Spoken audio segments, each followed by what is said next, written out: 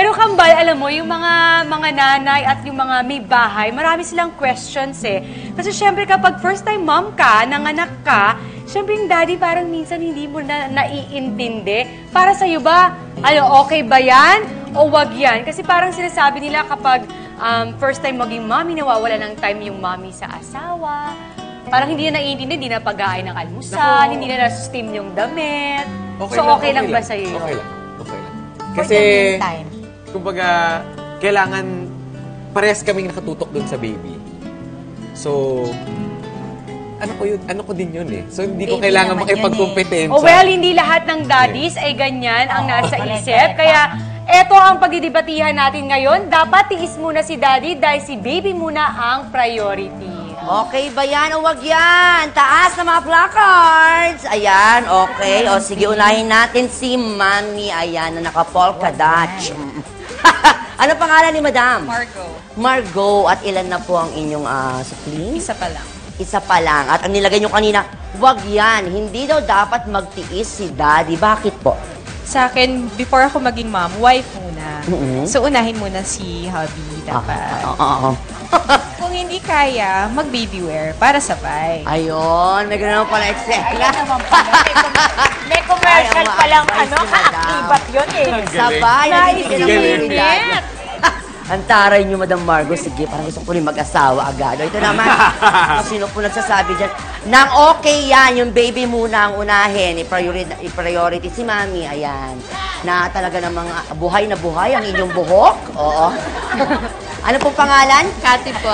Ate Kati, ilan na po ang inyong mga supling? 2.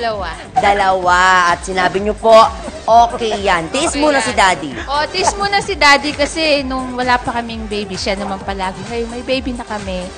Siyempre, baby naman muna. Unahin Work muna. siya. Unahin muna yung baby, tsaka yung pagpapariban. Oo. Hindi pa ako nakariban. Hindi pa nakariban. Ayan, yan, Miss Ai and Sancho. Narinig na natin yung sinabi ng ating mga studio audience. Aba, parehas kang may point yung sinabi nila, ha? Alam mo po ba, sa ganitong klaseng topic, kailangan din syempre ng opinion ng expert. Kaya, panoorin natin to. Pareho muna silang tumutok sa bata at pareho muna silang iisang tabi ang kanilang mga pangangailangan. Kasi doon nga magkakaroon ng bonding as a family. Ibigay natin yung importansya sa anak kasi yung anak nangangailangan ng aruga.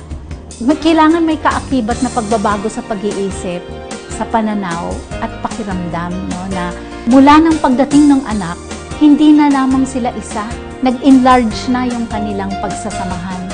Pansamantala lang yan na parang hindi na nabibigyan yung importansya yung napagtutuunan ng pansin ang relasyon namin. Pangsamantala lang lahat yan.